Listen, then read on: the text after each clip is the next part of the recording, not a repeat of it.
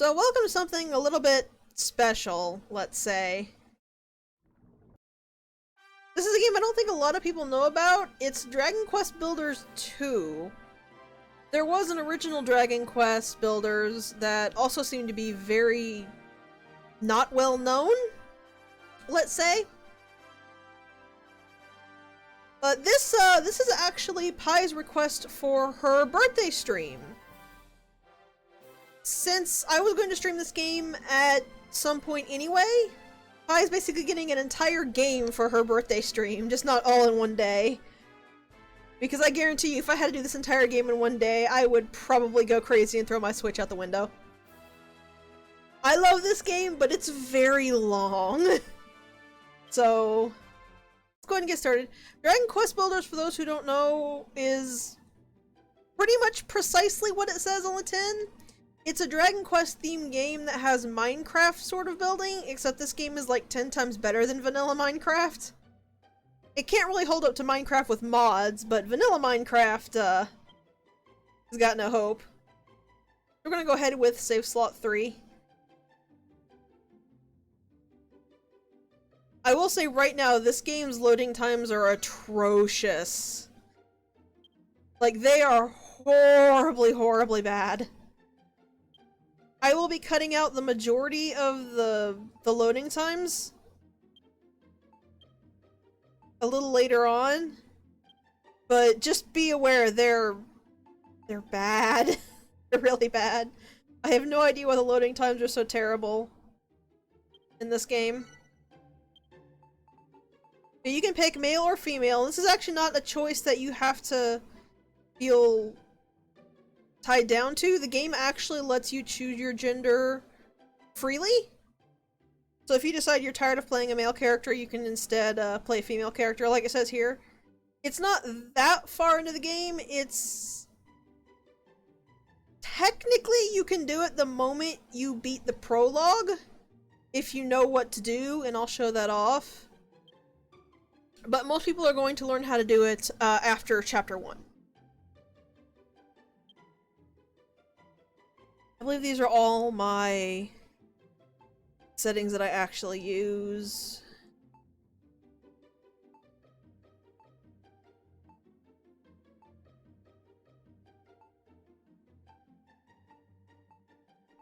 All looks about right.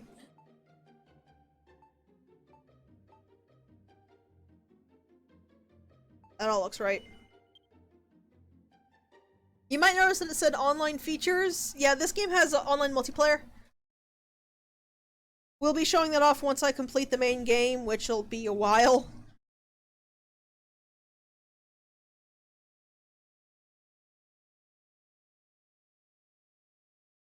So Dragon Quest Builders 1...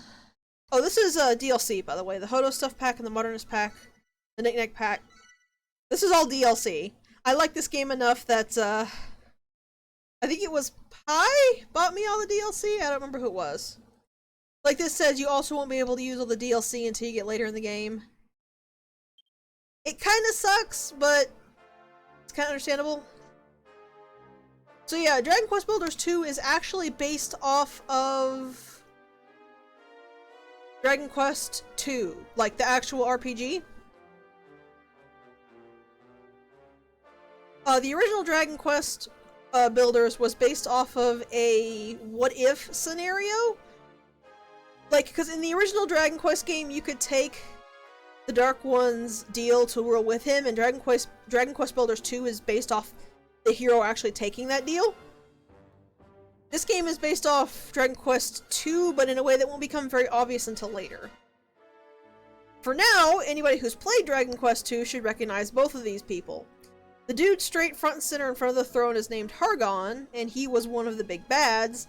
And that big old ugly thing behind him was named Malroth, which was the big bad, if I recall correctly. He is basically the god of destruction. It's not even basically, he is the god of destruction. Yeah. I will fully say I have never played Dragon Quest 2, and it's one of those things I haven't seen Maverick play, so I don't really know that much about it.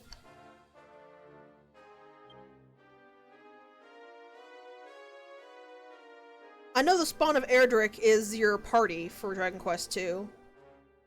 So both Hargon and Malroth were killed by the party. Right, this is going off the normal ending. I say normal, but the only ending for Dragon Quest II.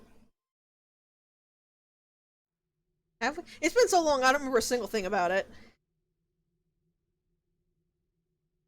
But yeah, basically the big bads in this game are known as the Children of Hargon.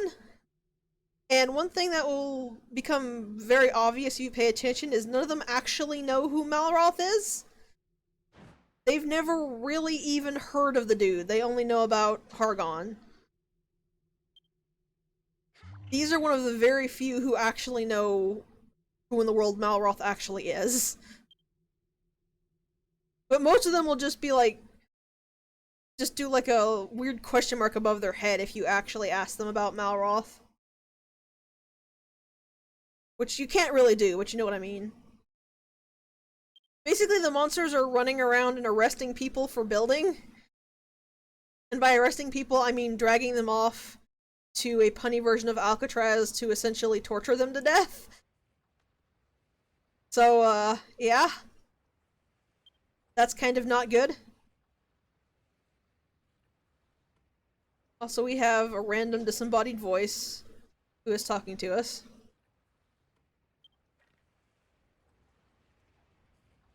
We're kind of asleep. I forgot that this dress had shorts. I appreciate that a lot. Oh, hey, it's this dude. So I'm gonna say right now, this game is just full of illusion of choice. For 99% of the choices, it doesn't matter what you pick. For the other 1%, it will but thou must you into a specific option. So I don't ever really care about the choices because they have literally no impact on anything.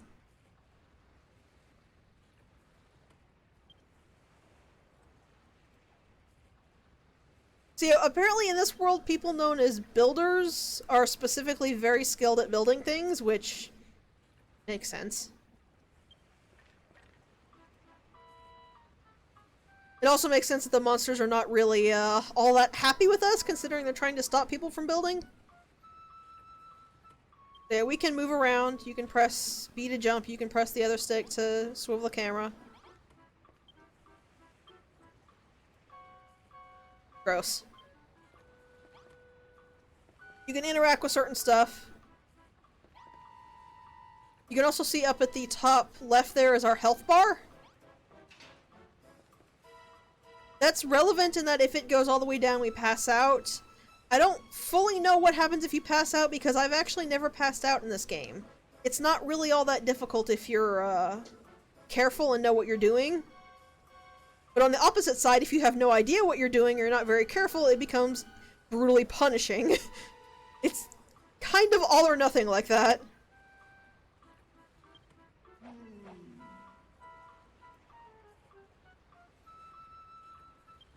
Yeah, what he says there is if you run towards a ledge, you'll just like sprint right off of it. Also, you can see at the bottom there we have, it's technically a breath meter because it also shows up in water. But once that goes down, we can no longer sprint, and if it goes down in water, we start losing health.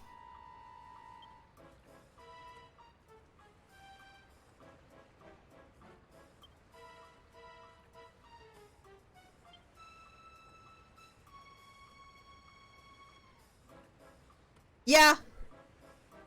And this game has falling damage, so be careful. Thankfully, it does the soft water thing, so if you fall in water, you don't take any damage. Also, there's 3 people back in there.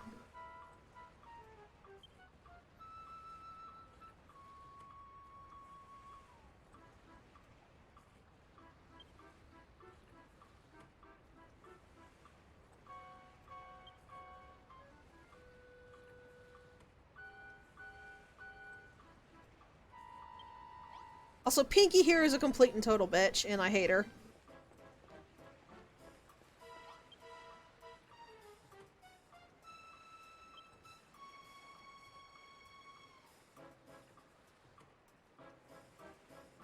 Yeah, I'm just gonna spoil it so we don't get anybody's hopes up.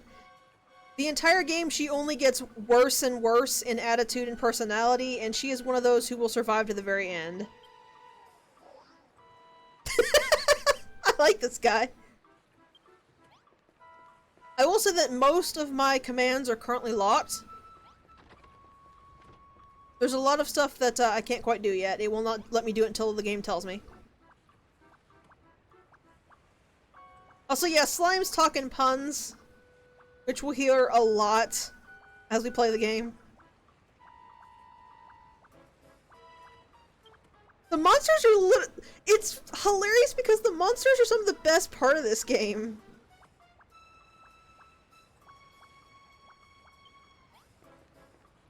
It's so weird because in the actual RPGs, it's an RPG. You don't really think much of the monsters, but in this game, they're like the best thing in the world. Before I talk to him, I'll talk to everyone else. Also, if I click the camera stick, I can go into first-person mode and look around. This is actually really helpful if you're trying to very particularly place something. If you click out, you will go back. The one thing is that when you click out of the first person, it will zoom away as far as it can, and it'll stick there. That means that if you zoom in too far, the camera will actually stick zoomed in, and you'll have to fix it. The camera is unfortunately not a part of this game that is good. The good news is that you don't really need the camera to cooperate as much as you might in, say, a Mario game. Though there is platforming in this game. But it is not a great camera.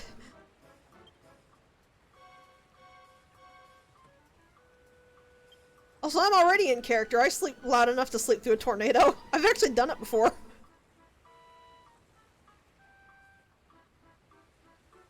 Also, these are three towns from the original Dragon Quest game. And like he's telling you here, the 3 player characters you had in that game came from there.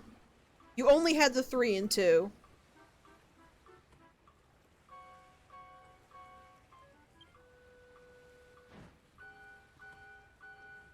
I don't actually know what Dragon Quest game started giving you, like, multiples. I think it was 4. But I actually don't know that much about 3.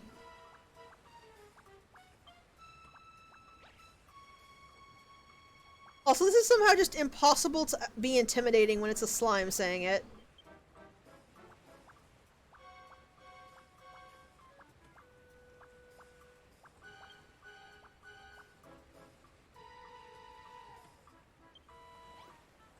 If I didn't say 2, I meant to say 2. The entire game is based around Dragon Quest 2, so if I ever make a mention to the original game, I'm talking about Dragon Quest 2. There's not anything from 1 here. Or any later games, in fact. I'm actually hoping 2 more sequels come out so we can have Dragon Quest 4, or Dragon Quest Builders 4. That'd be great.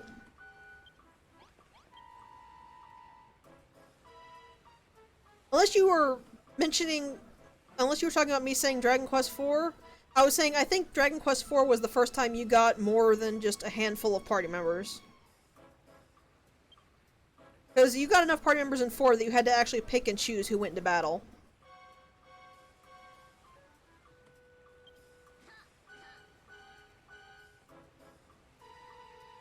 Yeah, I meant the original game of Dragon Quest 2, sorry. Like I said, also this is a real town in Dragon Quest 2 as well. Yeah, like I said, if I ever make any mentions to the original game, I am talking specifically about Dragon Quest 2. Because that's what this game is a sequel to. Sort of.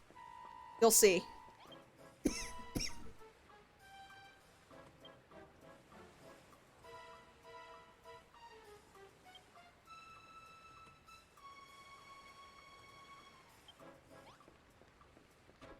Also, like most Dragon Quest games, everybody is kind of painfully European. Also, yeah, I think I forgot to mention it, but you can swivel the camera while in dialogue. It's actually really, really helpful. Because it'll let you see what's going on a bit better. So apparently Moonbrook got completely pasted. That's good to know.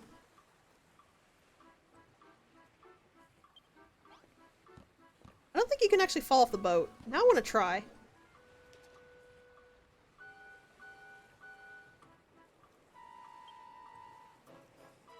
I legitimately didn't realize I could do that. I thought there were invisible walls. I didn't think the game would actually let me jump off the ship.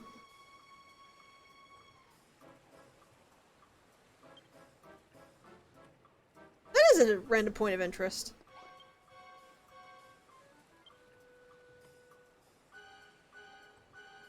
Also, yeah, this is actually a really good hint. If you don't remember what you're supposed to be doing on your quest, and you go back and talk to the person who gave you the quest, they will actually, summarize what they asked you to do. It's also good if they give you a task and you don't quite understand it to talk to them again, because they'll usually phrase it in a different way, which can make it easier to understand what they want of you.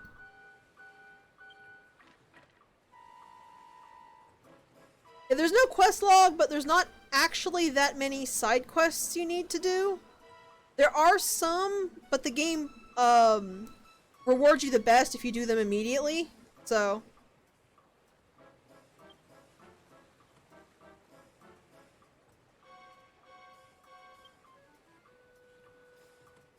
I will say that, this game has actually pretty in-depth customization. Every piece of gear you can make shows up on your character model, and when you get the ability to change your gender and hair, you also can set any gear you have acquired as your appearance. So yeah, this game has transmog. Also, I skipped over that, but when you have your quick slot inventory, basically, down here, and if you press X while you are highlighting a food item, your character will eat it. This is important because if you look up by my health bar, you notice that I now have a food meter. The food meter is very important to keep up. Basically, if your food drops to 0, you can no longer sprint. If you try, you'll just stun yourself. Every time you swing a weapon, you will take 2 seconds to recover from swinging the weapon. And both of those are incredibly bad things, especially in fights.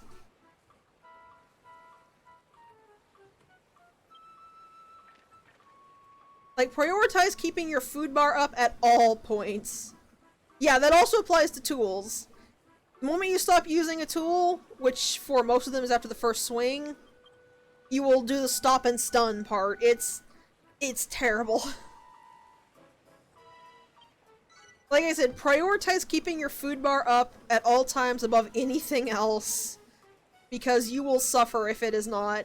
And it actually can get you killed. It nearly got me killed because I ran out of food in a fight and I couldn't run away from it. The only reason that I survived is a reason I'll be touching on when we actually get to that mechanic.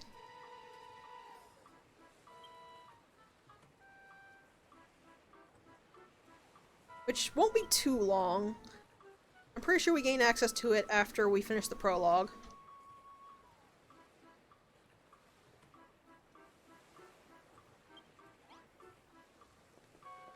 And now these monsters have new things to say to us. Oh, no they don't. They're just going to tell us what they told us before.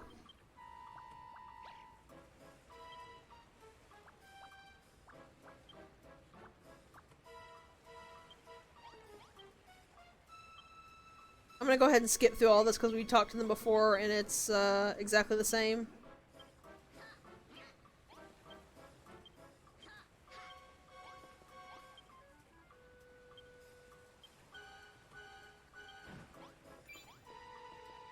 Alright, we've talked. Let's go back and talk to him.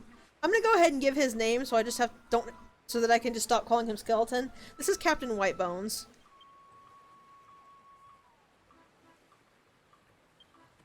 I don't remember when actually he tells you the name, but it's not like it's a spoilery name.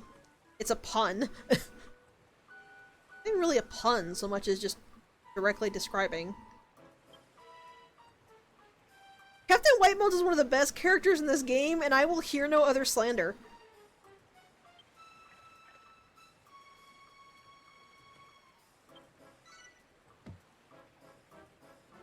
There is like one character I like better than Captain Whitebones, and that's mostly because it's completely unfair of a fight.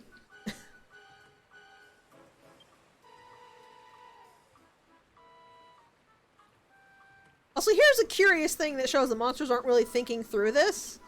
If you get rid of everybody who can build, and you get rid of building in general, how are you going to do anything? Everything requires building.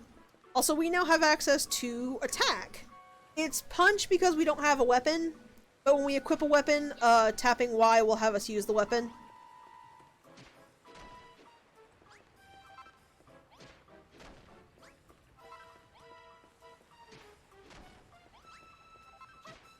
For now, we're just gonna have to deal with punching things because I have no ability to make a weapon yet. Also, I'm not sure what he means by the no flies on you part.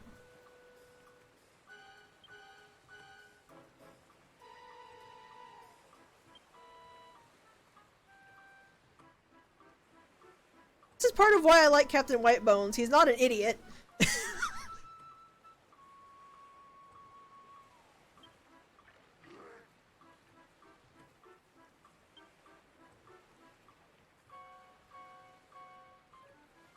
This is completely true. The majority of materials you're going to be getting, you get from breaking stuff.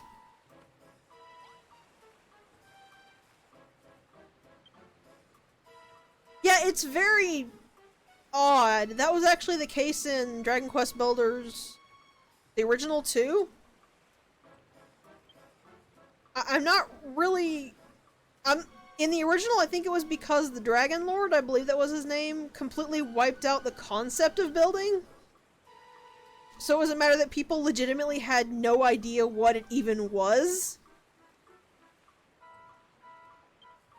I'm not really sure what's going on in this game, though. They just kind of don't.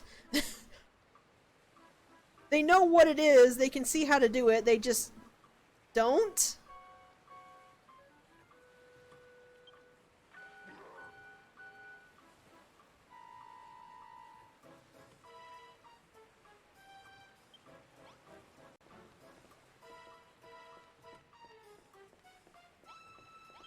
What caused what now?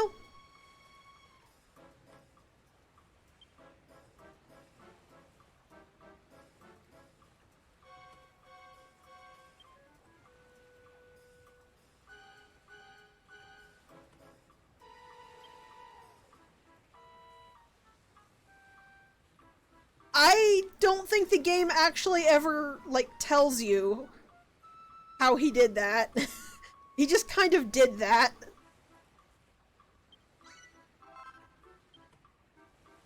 So torches! They are, in one way, one of the most useful things you will have for a while, and in another way, one of the most worthless things you can make. Torches are basically your basic light source, and they're important for that sort of thing, but at the same time, by the time I would actually seriously need torches, I had better.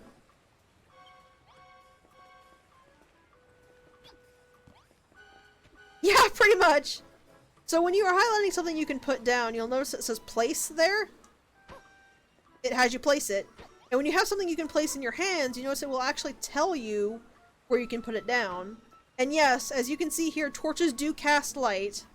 So they are useful for dark navigation, but again, usually by when you actually need dark navigation, they already exist or there's something better you can use.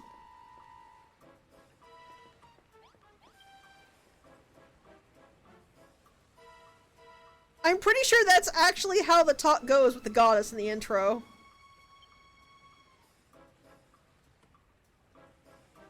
You ask the question and she tells you to stop asking questions.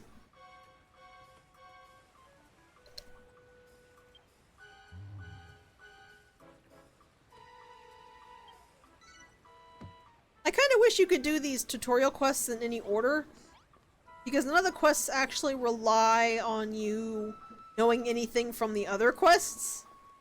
They're all kind of teaching you about the certain mechanics.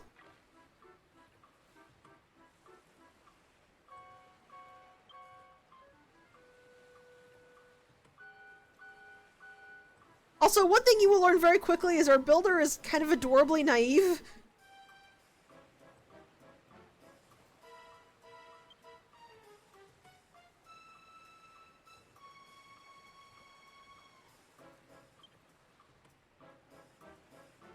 As you can probably guess from here, we're going to be learning about combat now.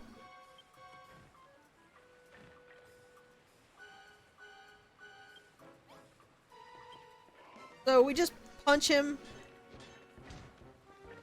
until he goes down. And try not to die. I'm going to say right now, the builder is not going to get many combat abilities. 99% of the time, what you're going to be doing with the builder is just tapping or mashing Y and trying to dodge hits.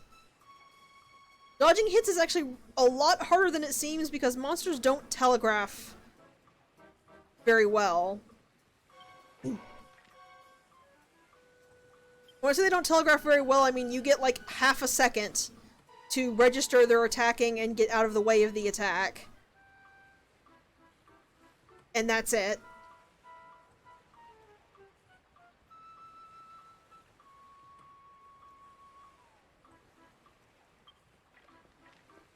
This kind of sucks because there's a lot of combat, but there's something we're going to get that's going to make it far more tolerable.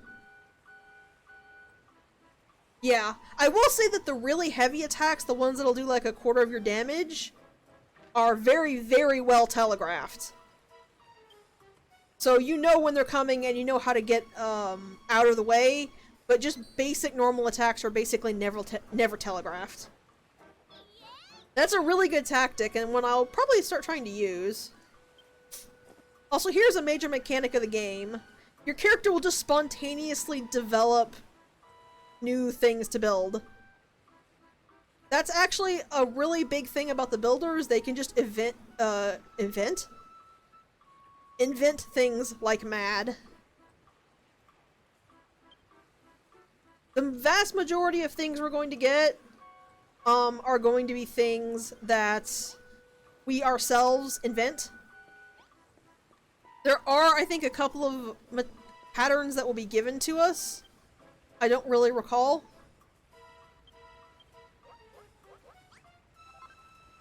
So like he said, you need to equip a weapon, and that's as just easy as just mousing over it, pressing X, it's now equipped.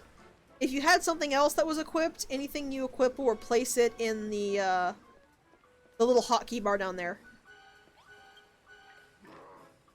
I will say right now that, unlike Builders 2, or unlike the original Builders, rather, this bar is not the only inventory we're going to get. This game is really, really good about its inventory system.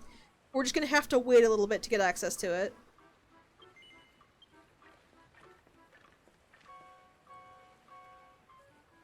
And when I say it's really good about the inventory system, you'll see.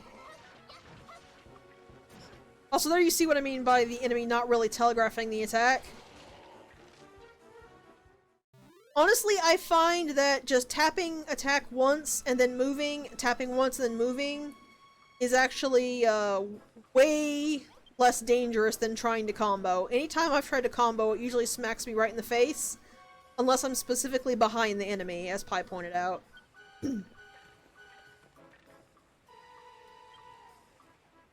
So I didn't mean to beat him that hard.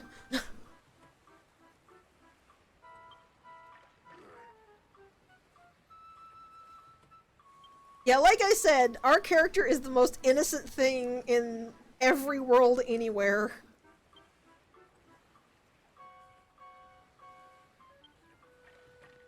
Also, as he pointed out, you want to make sure you have the best weapon that you can have at any point, because you will regret it significantly if you don't.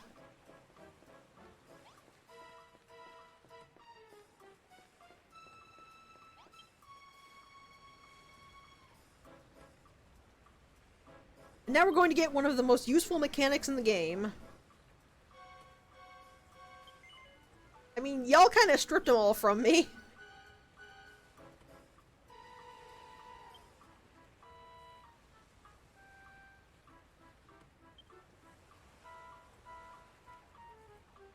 Also, he's not kidding.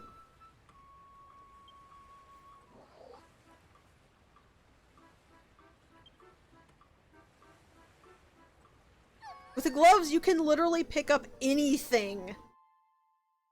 The only catch is that you can only pick up one thing at a time, so items that are made of multiple things you can only pick up one of.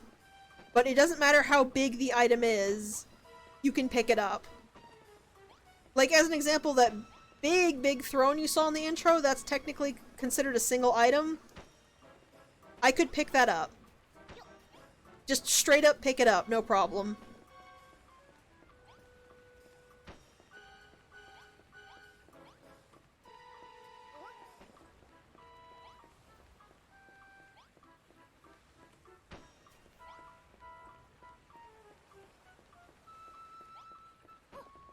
You sadly cannot pick up naturally occurring things like debris and stuff like that.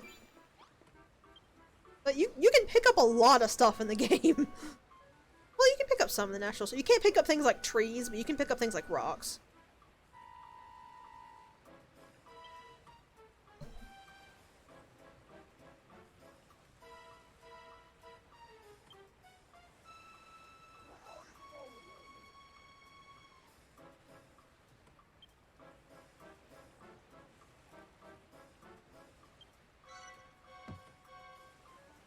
Also, I really love how all the monsters are, like, completely enamored with what we can do, and then they try to pretend they're not.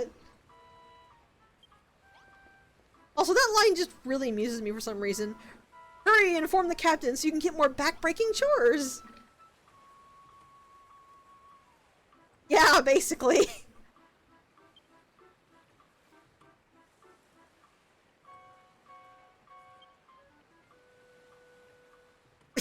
You're a proper weirdo, you know that? Well, duh. I will say that basically all yes, no does is change, like, one sentence, maybe two at most. Which is why I say don't really care about the choices you make. It really doesn't matter at all.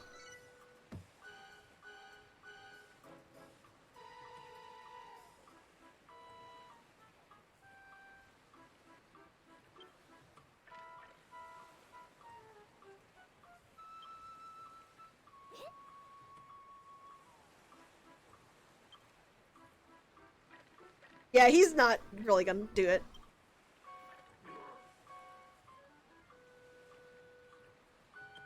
I kind of love the fake out. I just find it really funny for some reason. Maybe because he's just being a gigantic troll.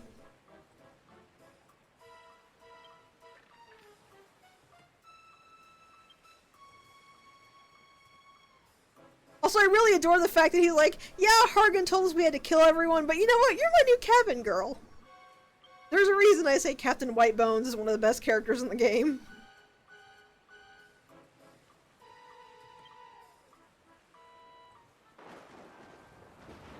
Uh-oh.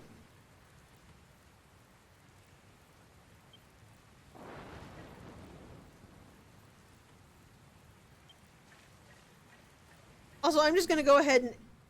Okay. Yeah. So here is one of... I think... This is, I think, the absolute worst mechanic in the entire game. This text on a dim screen is at a set speed. I cannot advance it. I cannot speed it up. Your only option is to sit and wait for it to finish and go and advance on its own.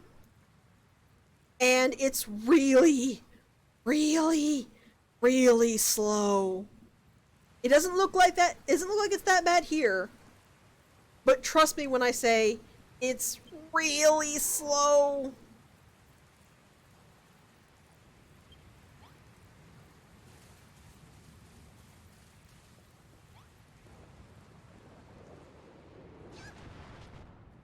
Also, what I was gonna say before is that they make a big deal about the book, but I think it's pretty obvious that that's just where you write all of your, like, invention recipe things. Yeah, oh my god. I think there was one case where it had 5 lines, and each of them were given to you individually, and each of them took a full 30 seconds to a minute to scroll on the screen. I don't know why they decided to do it that way, but it's so bad.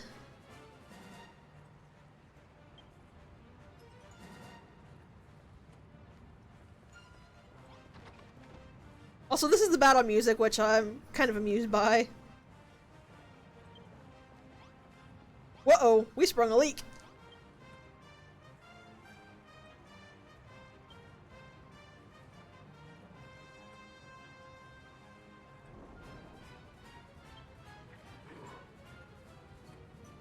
Thankfully, we have a bunch of,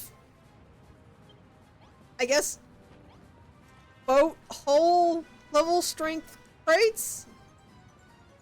I don't see how this would work otherwise.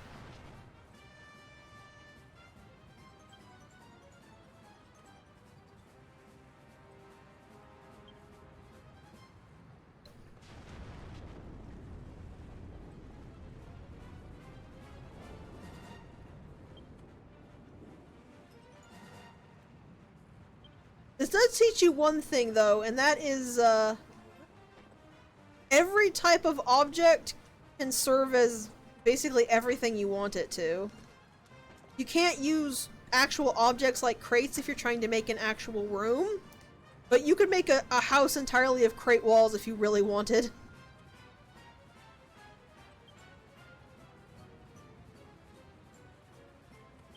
The game doesn't really limit you. If you can physically do it, 9 times out of 10, the game will, like, let you do it. The only thing it's kind of pedantic about is progression. In that you can't really vary how you progress at all, but for actual building, it pretty much lets you do whatever the heck you want. The ocean is mad that I jumped into it earlier.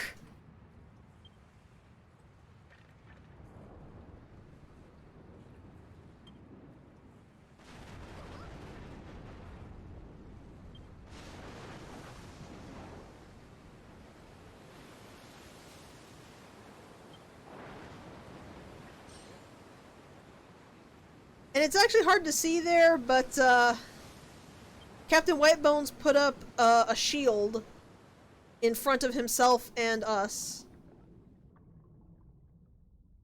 And now we get the intro video. This actually plays when you first start the game as well, but I think it fits a bit better here.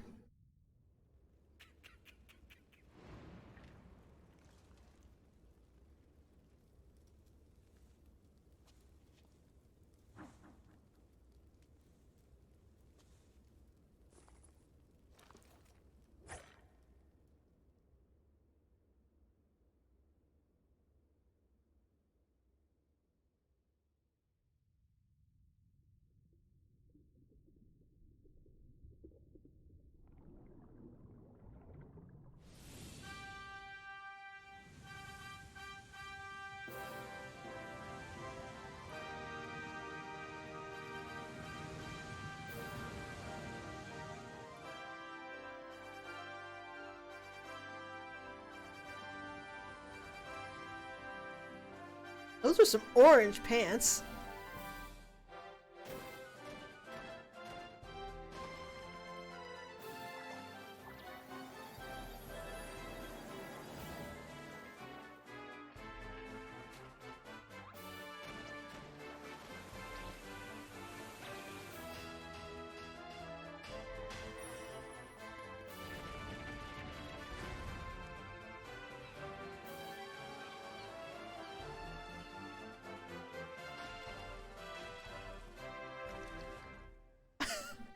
I love the fact that she looks back and gives him a sympathetic look when he kicks the rocks.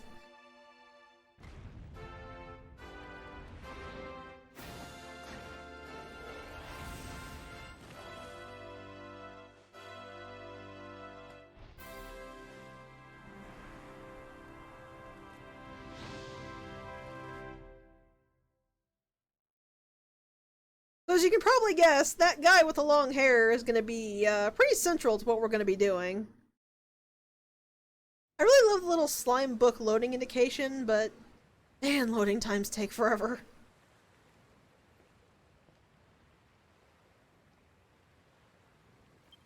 We survived!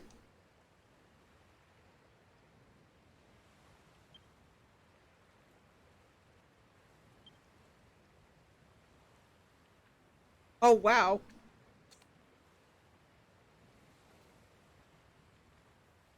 That's a pretty vista.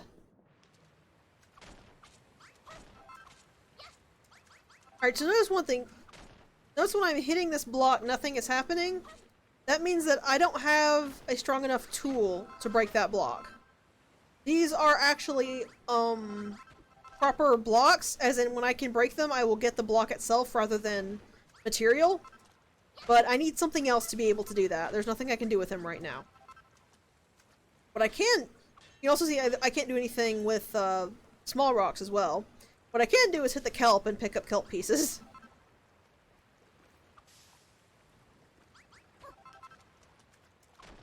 Basically, any kind of wreckage like this you can find will give you some kind of material. Sand.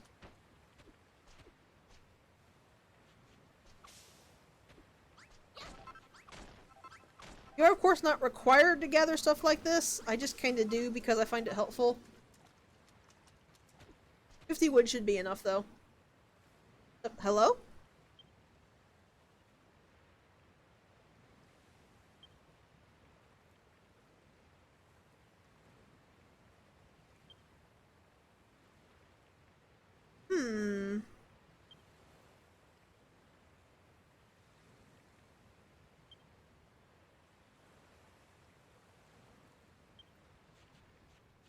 Yeah, you can probably guess. This is equally impassable for us right now.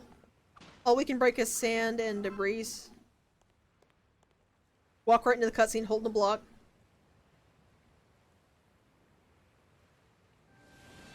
So welcome to the Isle of Awakening.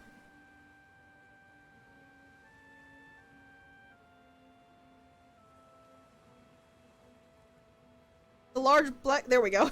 There's a large black screen!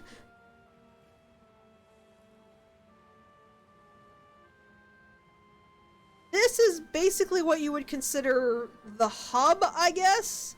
When you play multiplayer, this is where you build on, and this is the place where people actually can, like, enter your world to do multiplayer. It's not much right now, but we'll unlock more as we go. Also, I see somebody familiar looking on that outcrop.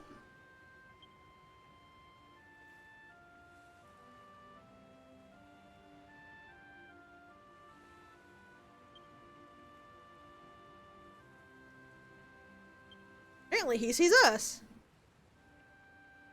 Bunches? What? What does that even mean? What are you talking about? Also, yes, you can talk to people while standing above them. They don't really care.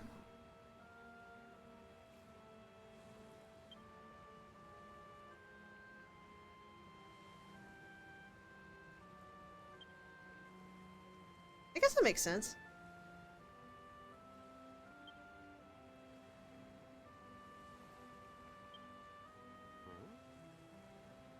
Also, yeah, I find this dude really cute. Just that little head tilt is great.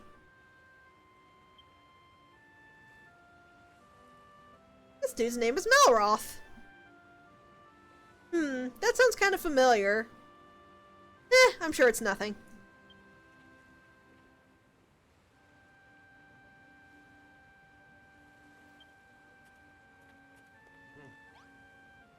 Right behind you. Yeah, there you go. Wrong button. I'm probably going to be messing up sprint a lot because the games I play, sprint keeps switching which of the shoulder buttons it is. Yeah, Malroth likes grim things.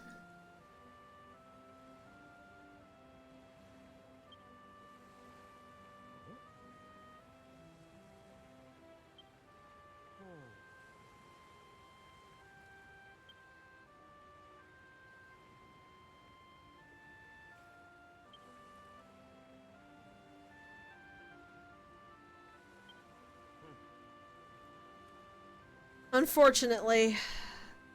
Unfortunately. Malroth, I wish. Normally I would say no, but God, it would spare me so much pain in this game if I could. Also, you can inspect the other bodies. They get washed out to See?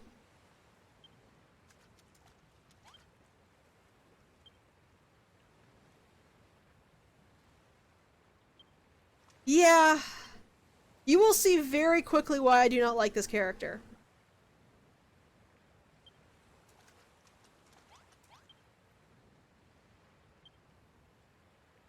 Because she cannot even be decent for 5 minutes.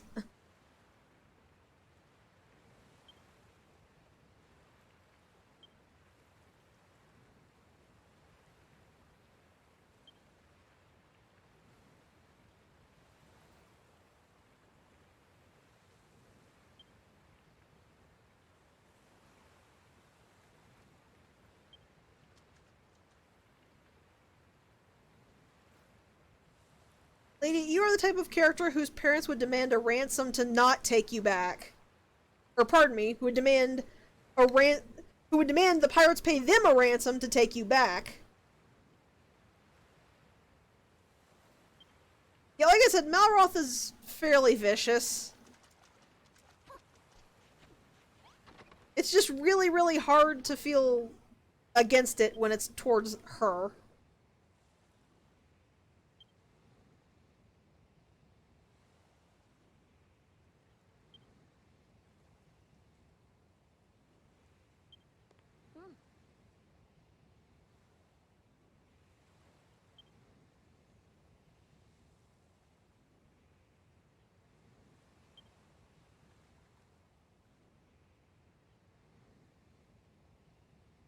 Yeah, pretty much.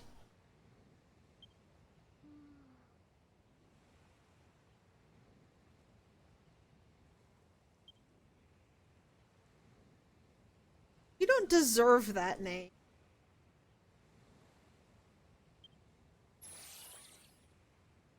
Like, the game isn't even, like, trying to make her seem likable.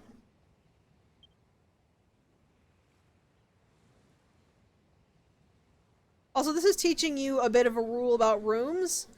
To create a room, it must be at least 2 blocks high, it must have a door. That is the only base requirement, but specific types of rooms require specific types of things inside the room.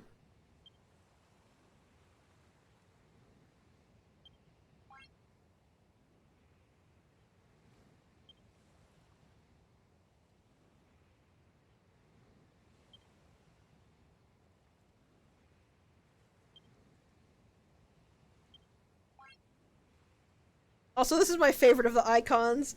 No, it just looks so cute.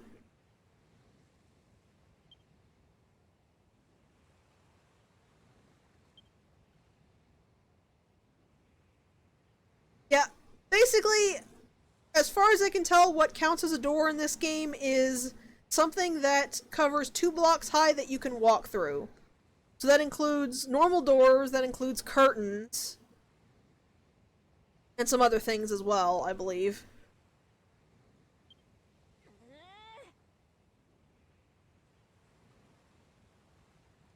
Lulu, we're literally getting free fan service. Why are you complaining? Yeah, she doesn't seem very bad now, but I'll explain in a minute. And yes, this is one of those cases where this is one of the butt down musts. If you say no, she'll just say, "I didn't hear you," until you say yes.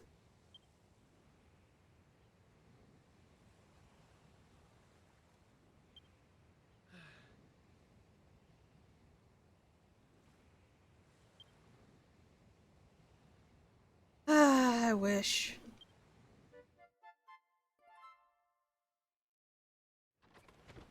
Yeah, step 1 is just going to be to do all this.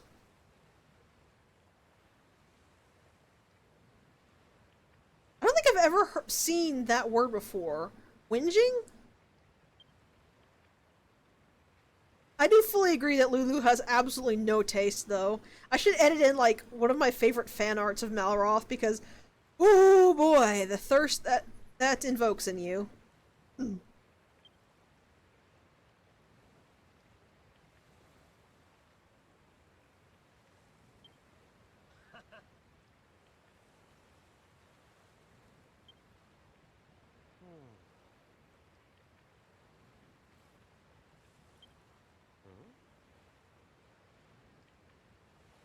What? Okay, I know he doesn't... Oh, I get it. A builder. I was gonna say, it's like, I know he doesn't know what it is, but what does that have to do with anything with a duck? But because duck has a bill, it's a builder. I get it.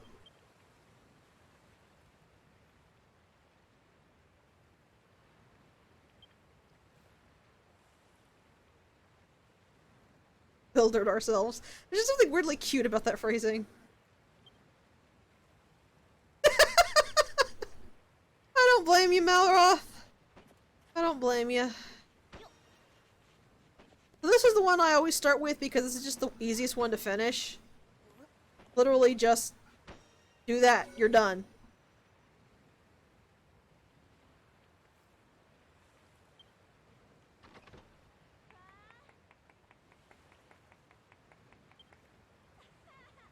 Also, she's not actually kidding there. Monsters don't come inside houses.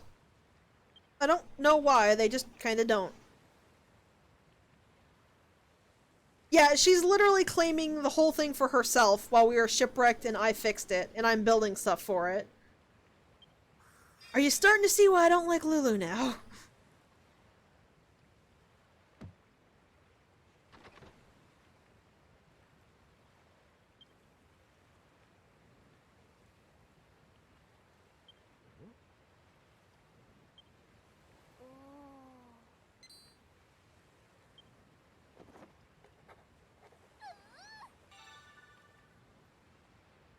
Yeah, that, like, I said, sorry. I said it on the tutorial boat, but that right there is going to be the majority of how we get our materials. Or our materials, our, patterns? Blueprints? I think it's blueprints.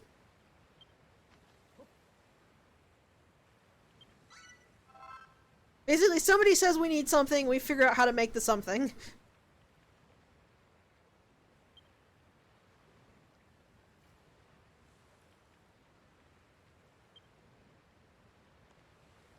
Yeah, basically! I thankfully have enough for the bonfire. I'll go ahead and make it. And scallywinkles are basically clams, I guess? Gotta kind of venture out into the water for it. I can't actually zoom in on the conversation, so we just have to deal with being far away.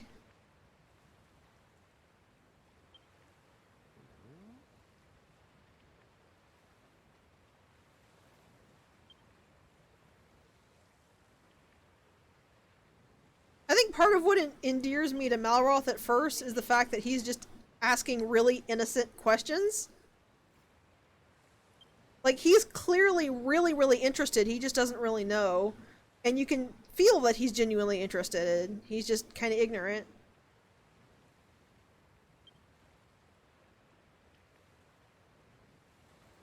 So Malroth, I don't think that's something to brag about, smashing everything you touch. And again, we'll be putting that to very good use in this game. I got one. I just love the head tilt, it's so cute. It doesn't matter what game it is or even what media, just somebody tilting their head when they're curious is just something that gets me every time. It's the cutest thing.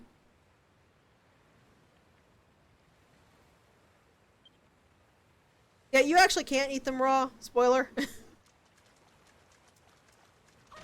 There's a lot of stuff the game will let you eat raw, but clams are not one of them. Also, here's the fun thing about Malroth. If you smash something and there's more of that something nearby, he will go break it for you. As an example, you can see that there's driftwood here. So if I break this, he'll go break that. And what makes it even better is that, number one, he has a fairly large range for how far he'll go. And number two, anything Malroth breaks is immediately put in your inventory. It's not dropped on the ground, he just basically throws it in your bag.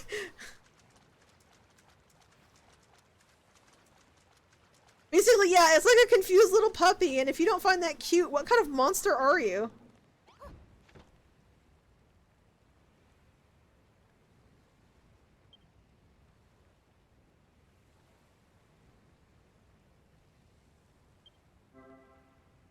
So yeah, when you're near a thing you can cook with, Anything you can cook will show a little pot above it. You press X to put it in, and you press A to start it cooking. And, it'll cook over time. I did that on purpose, Malroth. Yeah, Malroth will never break blocks.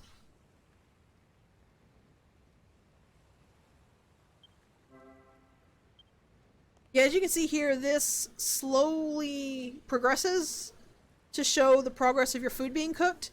You cannot overcook food in this game, so don't worry. If a food finishes cooking and it's still on the fire, it'll just sit on the fire. For instance, you can see here that the bar stays filled and is not filling anymore. It'll just stay there until somebody picks it up. Stick, clearly. Also, this is something that happens if you talk to the person who gave you all of the, jobs. Malroth? Malroth. That might be the aroma of Malroth's feet burning.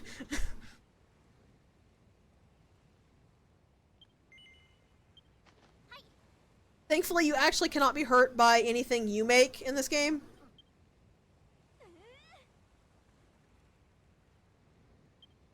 Like, you can stand on your fire and nothing will happen. You can stand on any fire and nothing will happen.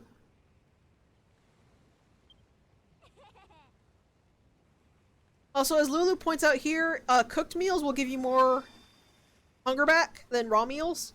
So like the kelp I have, if I cook it, it'll give me more than the 5 I get eating it raw.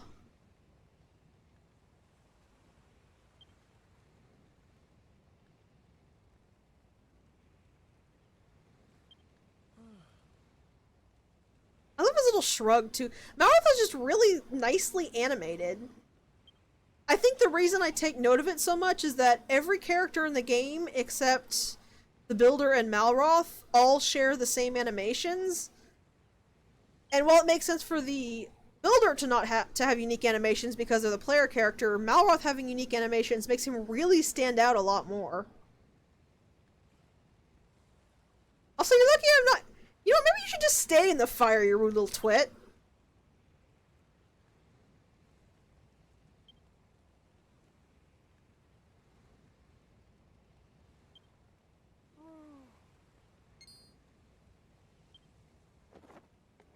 Though I guess being fair, he's not wrong. Yeah, no kidding.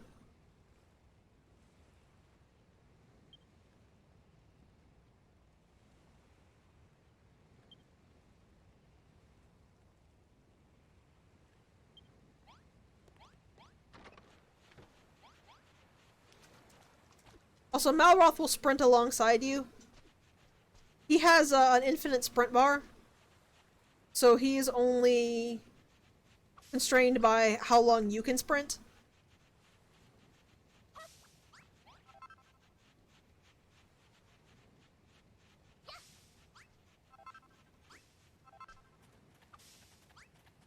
Also, yeah, that can happen. If you hit what Malroth is going after, he'll kind of cancel going after stuff. Also, as you can see there, Malroth was doing as much damage as we are armed, barehanded.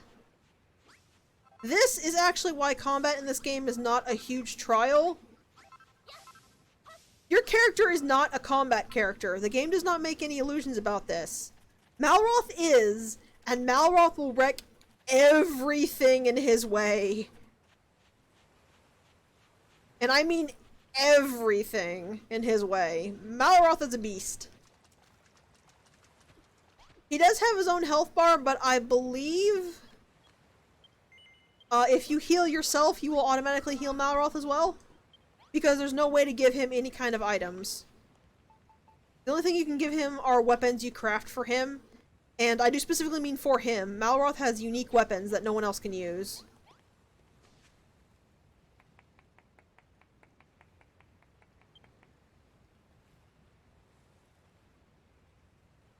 Yeah, as Lulu says here, if you take a nap during the day, your health will slowly regenerate. If you take a nap at night or in a bed when night comes, the game will skip night to the next morning. This is important because very strong monsters come at night.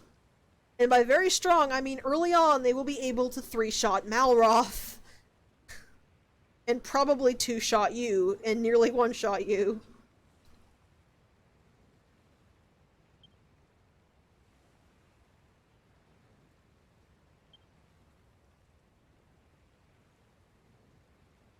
I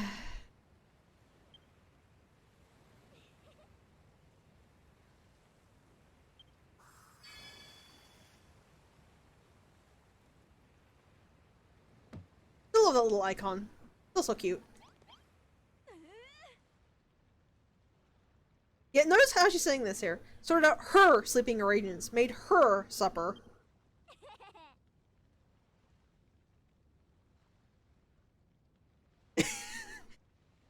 Nyx resorts to putting Lulu's bed on the other side and claiming it's because Lulu is better than them. Meanwhile, her and Malroth just silently sigh in relief for not having to sleep next to her.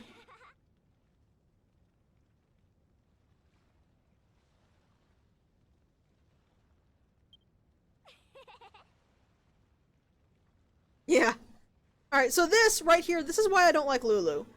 Her entire personality is just an arrogant princess who demands everybody else do everything for her and then claims everything anybody does as her own. And that is literally the entirety of her personality. That is all that Lulu is. Like, look at this. Look at what she's telling us to do. She treats everybody like her servants. She treats everything like it belongs to her. And that's literally all her personality is. Malroth has some flaws to his personality, but it doesn't feel like that's all Malroth is. Malroth has a very complicated personality, in fact. And it makes the flaws just seem like that. Flaws. Just flaws in a person who actually exists. So I'm just gonna warn anybody who's watching this right now, there's not gonna be anything positive about Lulu in these videos. I am going to try to avoid pissing on her every time she comes up, but I don't like her, there's nothing redeemable about her, and I think the game would be much, much better if she didn't exist. And I'm not going to, like, pretend otherwise.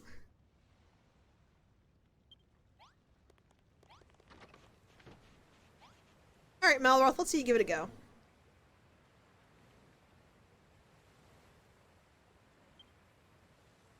Also, while Malroth has flaws, he feels like he's basically completely a newborn personality. He doesn't really know how people think or how anything works. So it doesn't feel like he's actively being a twit so much as he just really has no idea what he's doing.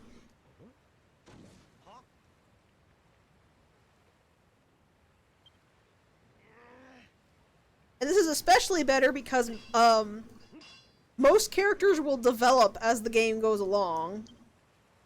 It might not always be complicated, but you can still see development in the things that they are and do. Guess who is the character who doesn't do that? Yeah, it's Lulu.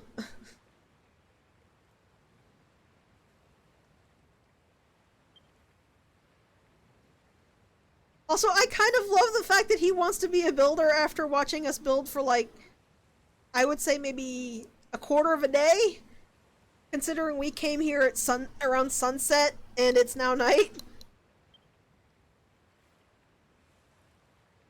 Also, I'm a little concerned that his attempt at building made black smoke billow up from the workbench. I'm pretty sure that's not how that's supposed to happen.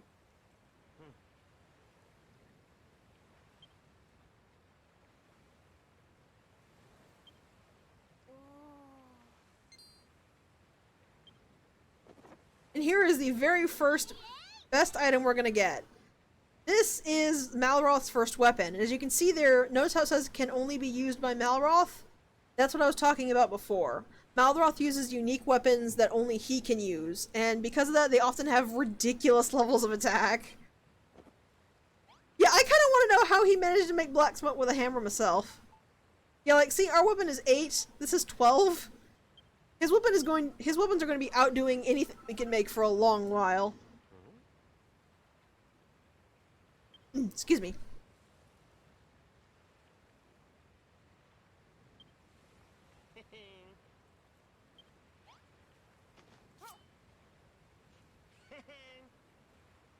Also, that's how you give stuff to anybody. You just make it, highlight it, walk up to them, and then press X to give. If they're already holding a weapon, they'll hand you whatever weapon they were holding before. So it's a good way to upgrade people's stuff.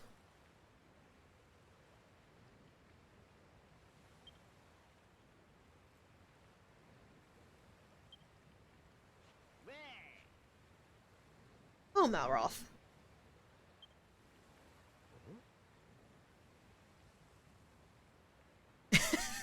Yeah, they will not actually, they will take whatever you give them, even if it's objectively worse than what they're holding. They trust you far too much.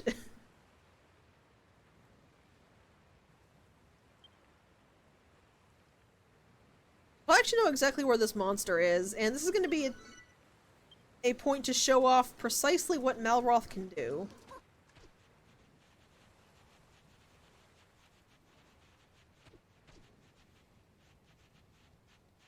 I want you to remember, we were doing like maybe 12-ish damage the skeleton.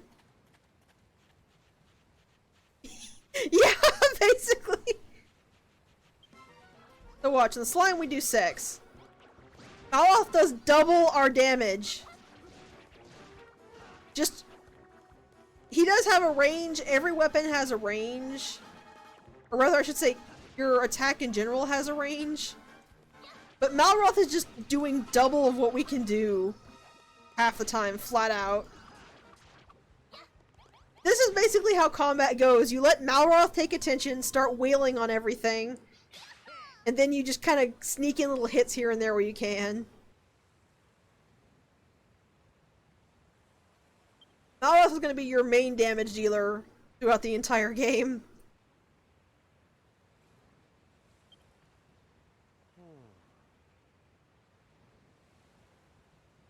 Ah, Mally.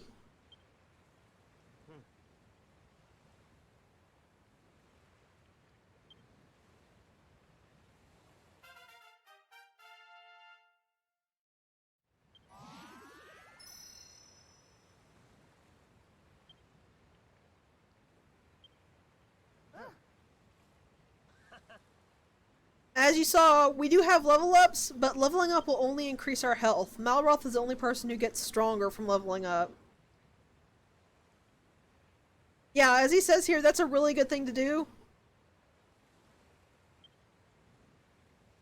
Basically, as a builder, your job is to prepare for the fight and set down stuff to prepare for it. Malroth's job is to punch everything until it stops moving.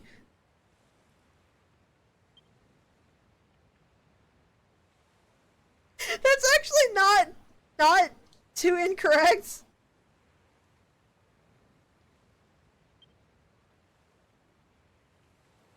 Also, I will say one thing for Malroth's damage is that there is a cap on how strong he can get. Basically, this means that there's not really any point to grinding out levels, especially because you can only go up a certain number of levels per chapter. The game will actually lock you at a level if you get too much EXP, and you won't be able to level up any further. Also, this is important. We can't do anything with this yet, but this is how you invite people to your island. Basically, when we unlock the ability, we will be able to turn on the teleportal there, and then people can join your island, play around with you on the Isle of Awakening, help you build, things like that. The way it works is that people come in completely naked, they get no equipment, and they only get the tools that you currently have equipped. Otherwise, they basically have to fend for themselves.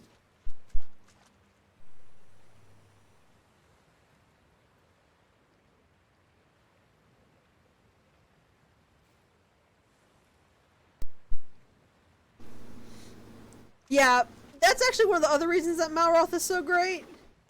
Is you don't even really need to hit an enemy. If Malroth kills it, you get full credit.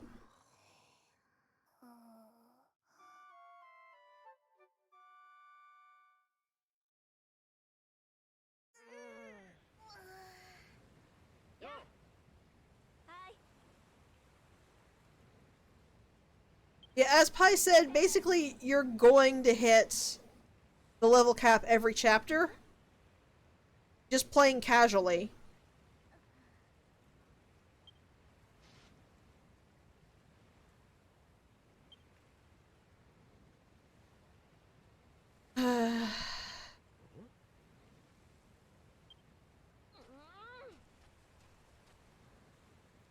Lady, I have 2 on me, firstly. Secondly, shove off.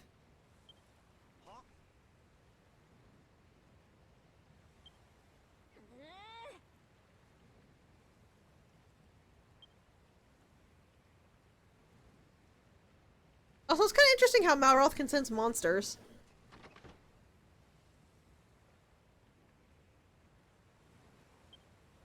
You're right, he didn't actually ask for any food. I don't think Malroth ever asks for any food. You just feeding yourself, buddy?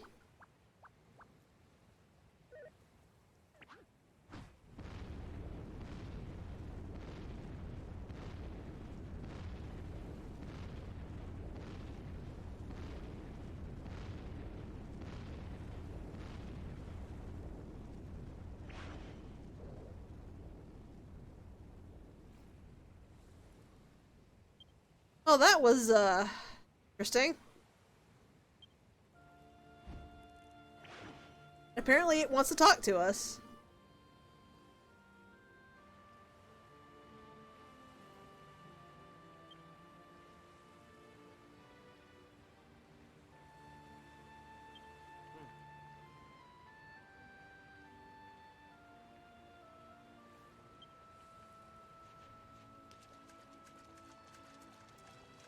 You know, I've probably done stupider things than chasing a random ghost-looking monster. This is one thing I don't really like about stairs in the game, is you actually have to jump up them. I prefer slopes because of that, but you're not gonna get slopes for a long while.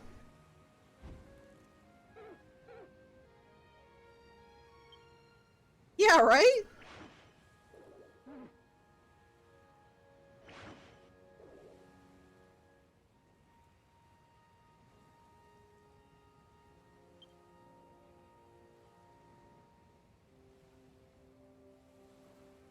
Malroth, I'm pretty sure that's just dawn with fog. Yeah, like I said, all Lulu is the overly arrogant, everything is mine princess archetype. There's nothing else to her.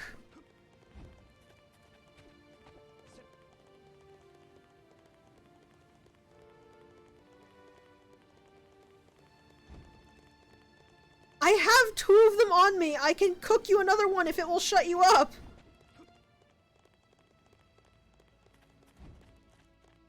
There's a neat little thing you can do over here. Smack this. Game. There we go. Smack this, you get a new thing called a cord, but more importantly, you can see into here. It's hard to see, but there's a little grave there, along with some weird boxes and what looks like a switch. You can't actually get back there, but I thought that was kind of interesting.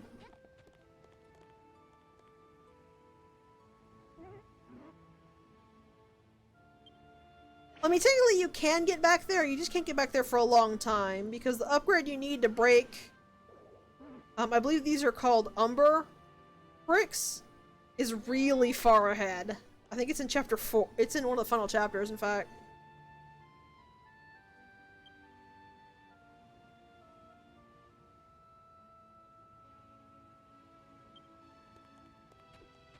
Malroth was right in calling him an old fogey.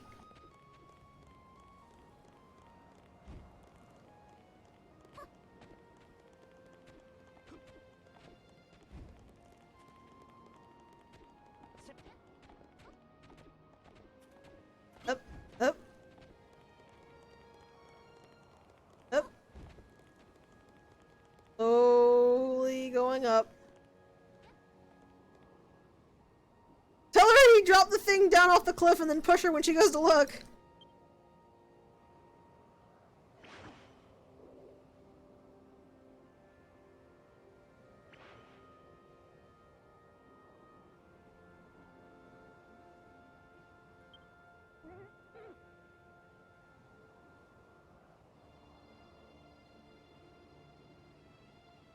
Yeah, that's probably the other issue with Lulu, is that you never at any point are given the ability to refute her. You just have to let her say whatever she wants to say, and you can't do anything about it because the builder's too nice. Which just makes her all the more intolerable, really.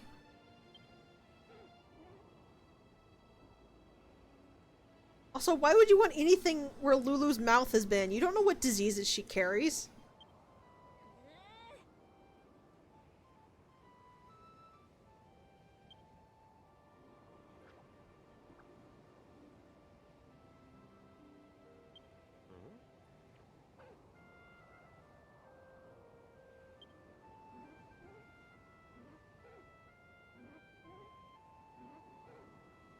Probably also to troll Lulu, which I can't get behind, solely because we had to deal with the consequences.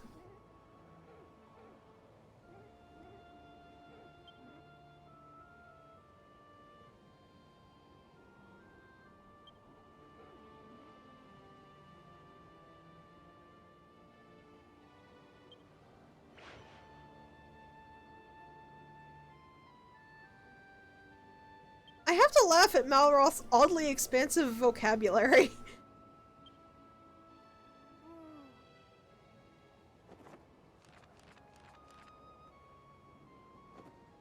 Here's actually one of the major mechanics in the game. Blueprints. At certain points in the story, the builder will automatically lay out a blueprint. And this tells you what you need to put and where you need to put it. It's basically a guide for building bigger things, and it's incredibly helpful, let me say. Yeah.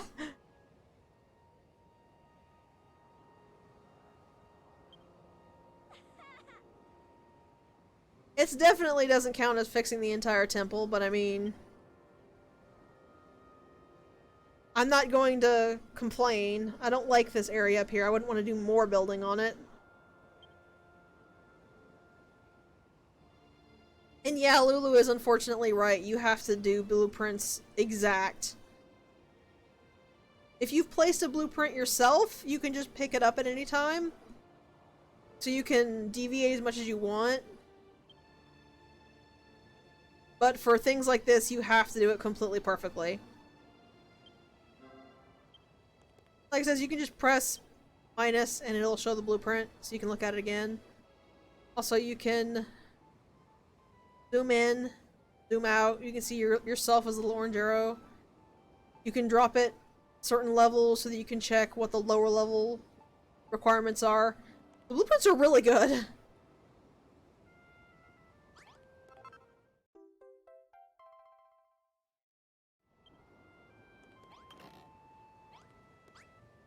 Also, I don't know why the game forces me to pause before it lets me advance here.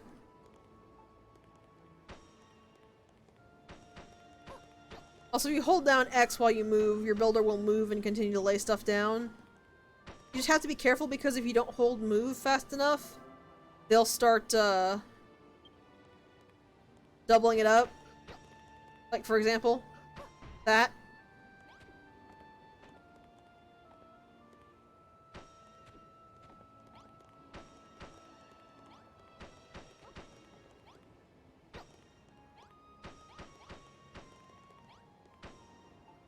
Also, people in your way don't really matter. As you can see, you can just build on top of them and they don't care.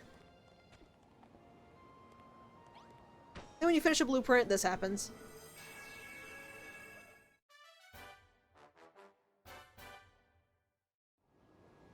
And you get another high five from Malroth! I really love the fact that people don't really care about elevation when doing the cutscenes. It just kind of amuses me.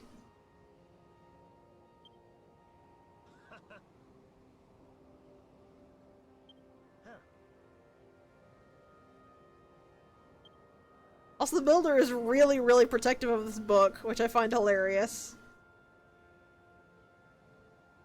There's scandalous things written in it? Considering how innocent she is, I really doubt it, but there's something in there she doesn't want to share. Malroth, that's not what Lulu means. Also, one funny thing is that the cutscene will not actually progress until a character is within a specific range of the builder. So I have literally started a cutscene on top of a spiral staircase, and then watched as the NPC from the bottom ran to the spiral staircase and slowly ran all the way up into the staircase until it finally stopped in range of me. And in range, it was a level below me and talking to the floor. It was kind of fantastic.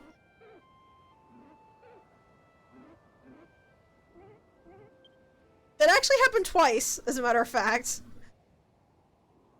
It was the same NPC, too.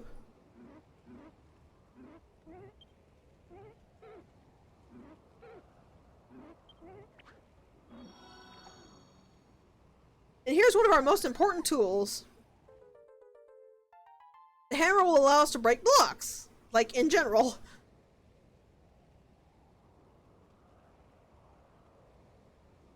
That's actually really vitally important for building stuff. So, yeah.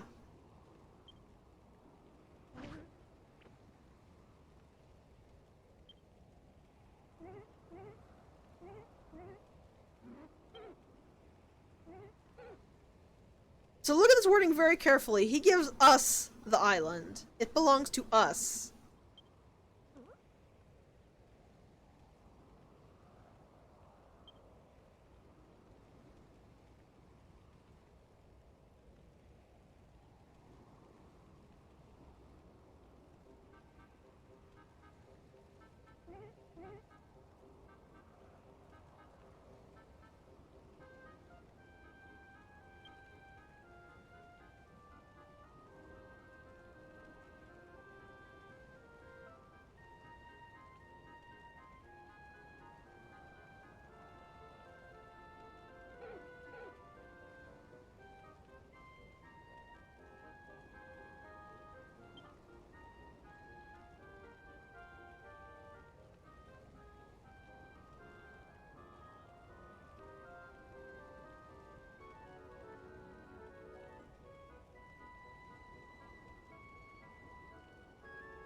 Also notice that the little tablets are different colors. These are all different areas.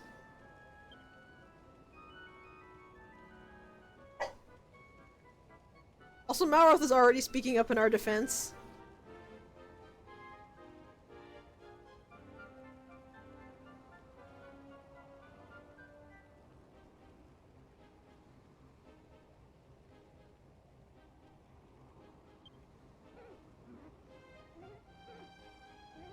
Malroth is the goodest little boy. Technically, he's not little.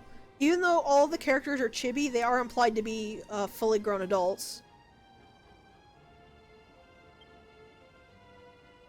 I would mind, actually, but the game won't let me kick you off.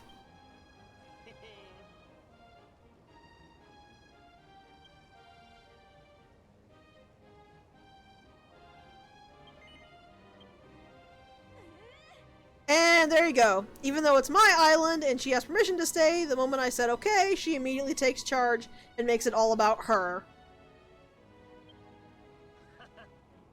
Now, admittedly, I will say that Malroth does the same thing, but I'm not as annoyed because he at least has other personality traits.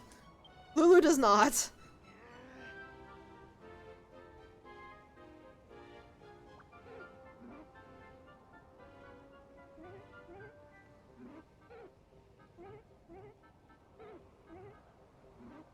Spoiler, they will not listen to the hermit. They will continue trying to make big decisions, or at least Lulu will. Malroth doesn't really do more than a throwaway line. That's it, that is true. Actually, that brings up a point that I'll go ahead and talk about. And that every time that Malroth acts like Lulu does there, by bringing up what he wants and claiming it, it's always in retort to what Lulu says. So it feels like he's more trying to defend what he sees as belongs to him, which is his friend and his home, from somebody who is, you know, super arrogant and awful, rather than actually want to do anything. Especially because when you start building on your own, you'll be able to do whatever you want, and Malroth will be totally chill about it. He'll just be like, yeah, sure, that's cool. That's actually a good interpretation. Right, I need to go break that. Sorry. Sorry, Mr. Hermit, I missed that. But that is a good demonstration of if you talk to a character again, they'll repeat what they tell you. It might be doing it to aggravate her, it might be just because Malroth feels defensive because this is literally all he knows.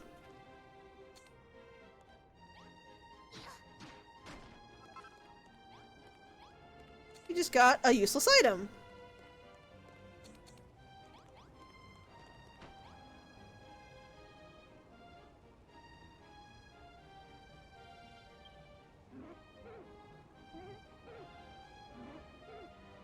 Basically, the notice board lets you look at other pictures other people have uploaded. That's it. That's all it does.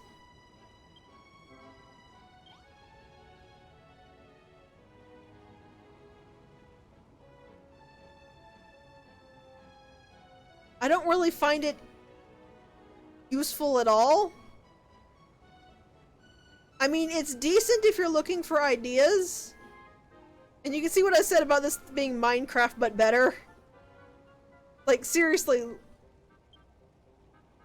Look at this. They built this. But this is good for if you have ideas. But otherwise, it's just kind of...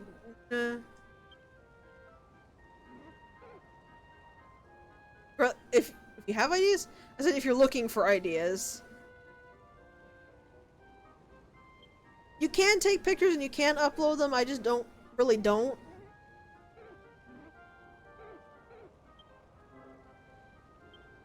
Yeah, so here is your inventory, or your pause menu.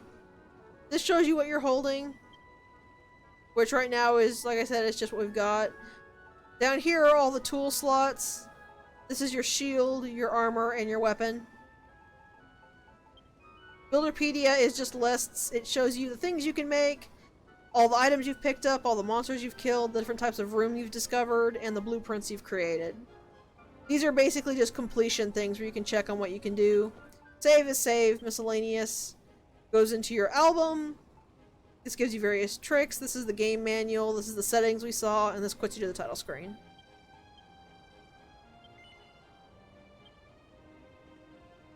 If you're playing along, I would heavily suggest saving the game as regularly as you can. This game is not crash prone. I've actually found it like almost completely stable. And you don't game over if you get knocked out. But it's very easy to do something and completely mess up your project. So if you have a save you can back up to, you can save yourself a lot of work.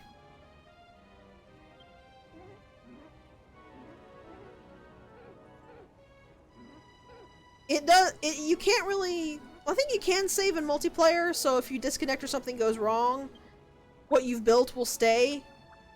But I don't know if it lets you manually save or if it's only an autosave.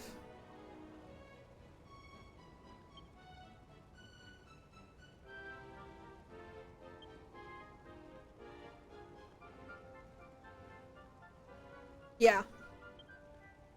It's kind of a pain like that, but just try to have stable internet if you're going to be doing things with multiple players. Because here's the thing, the way it works is that when you go into multiplayer mode, the game will place you into a duplicate of your single player mode that it's copied over to let other players in. When you quit, it will save and then overwrite the save on your actual island. If you quit without closing down and manually going back to your normal island, then you will lose all the work you've done. The autosave actually keeps it, but you have to load the autosave. But if you load the multiplayer autosave in single player, it'll apply what was done in multiplayer to your single player island. But in general, yeah, you really just want to try to make sure to save as often as you can in single player, and occasionally disconnect in multiplayer to save what people have done. Yeah.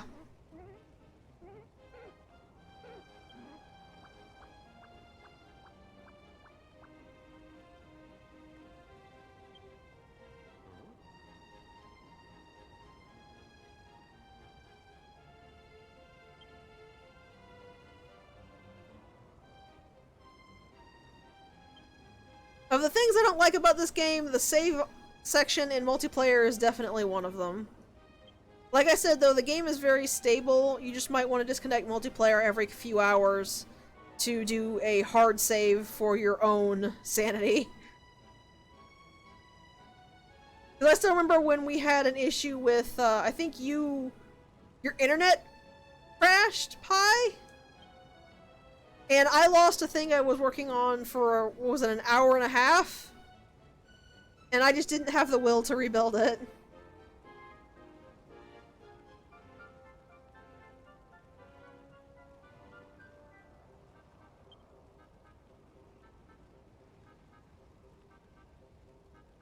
So we have 2 amnesic people here on our party.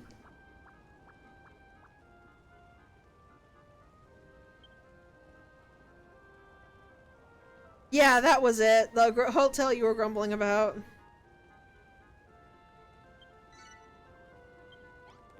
I think I legitimately cried because I was working so hard on it, and then all of that work, all of it was just gone. So showing here, or I was trying to show there was fall damage.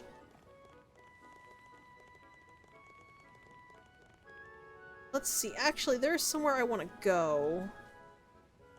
If I can figure out how to get to it. So I said before, if you know where to go, there it is, falling damage. If you know where to go, you can get access to changing your gender and hairstyle and stuff ahead of time. I need to brief.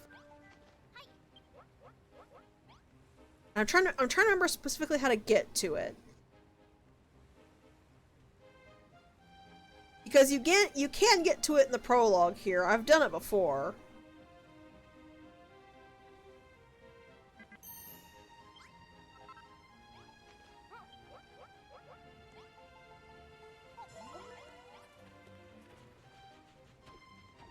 I'm gonna dodge Mr. Boatman. See if I can figure out how to do it.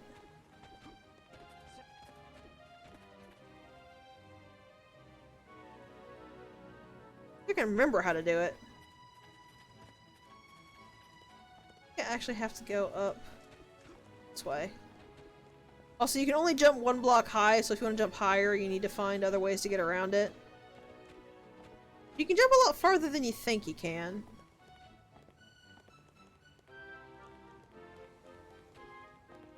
Case in point right there.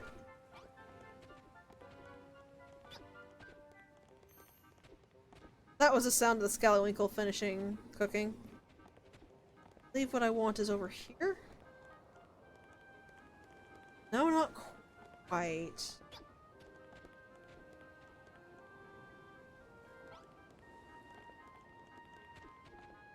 This is a good start to the area. This is another area we will be building in eventually. Not quite yet.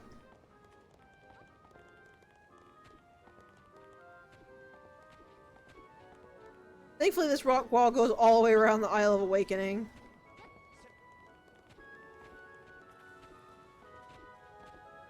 And very carefully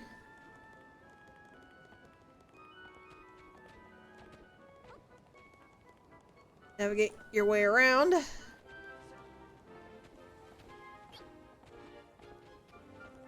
Takes a little bit, but you can do it.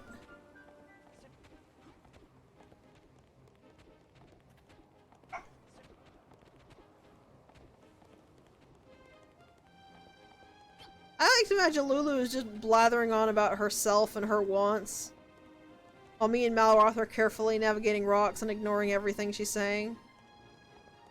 There it is. So going far enough over here, you can get to this little house. Drop down. No. Come up here. And there's a dresser here. This just flat out lets you change everything. You can see what I meant when I said that you could pick how you wanted the glamour to look. In this case, we're gonna go with this hairstyle. I'm not really a big Twin Tails. This was actually a DLC hairstyle. Yeah, the unfortunate thing is you can't actually pick it up just yet. You can't pick this up until you finish chapter 1. But it is here. You know, I might just stick with the Twin Tails. This looks weirder.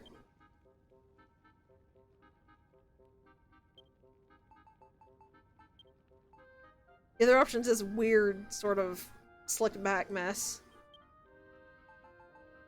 You actually unlock more hairstyles as you play the game. Just those 2 hairstyles are specifically DLC, which is why you have access to them at the start.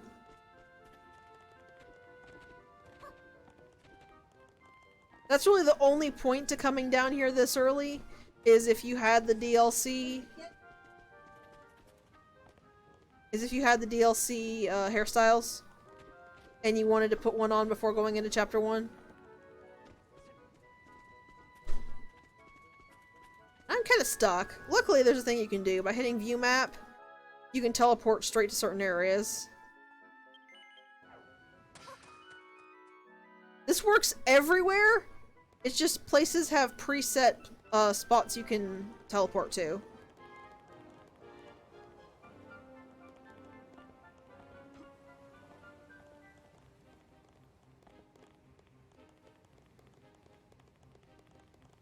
Run down the stairs. I'm going to forever hurt myself going down those stairs, I'm sure of it. Grab this. Then eat the rest to try to get my food as high as possible. It's pretty high. I could have cooked all those, but it would have taken an ice age for it.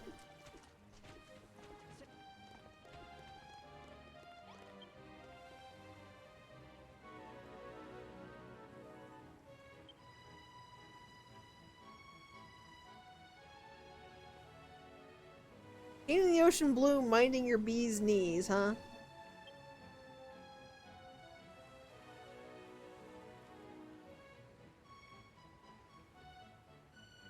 I'm not sure how comfortable I feel with you sailing us around.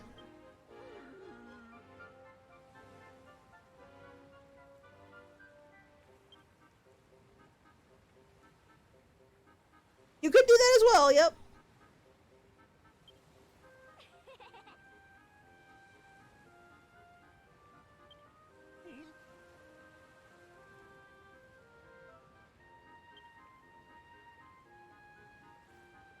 Unfortunately, Captain Brownbeard is our only choice.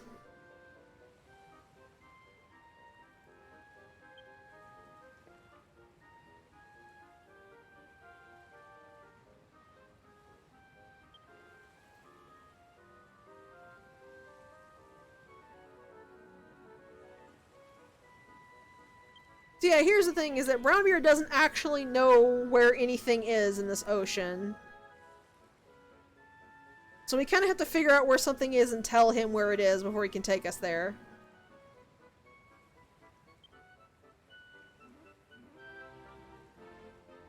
There's one little trick to it, which is unfortunate.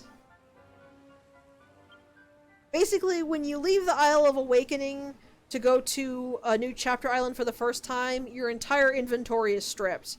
And if you leave that island, the chapter island, to come back to the Isle of Awakening, your inventory is also stripped to make sure you can't take anything in or take anything out. This restriction is lifted when you finish the chapter. When you actually finish the chapter, you can freely take things to and from it, being justified as Brownbeard having memorized the route, and so it's safe to take cargo. But until then, you can only use what you find on the chapter island. Burrowfield here, as you can probably guess, is chapter 1.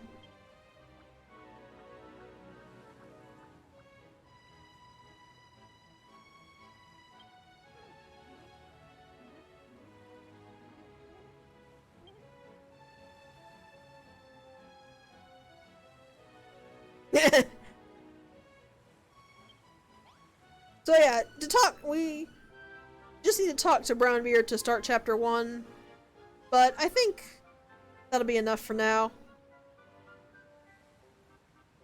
Yeah. Unfortunately, or fortunately, I guess, depending on how you think, the chapters in this game are extremely long.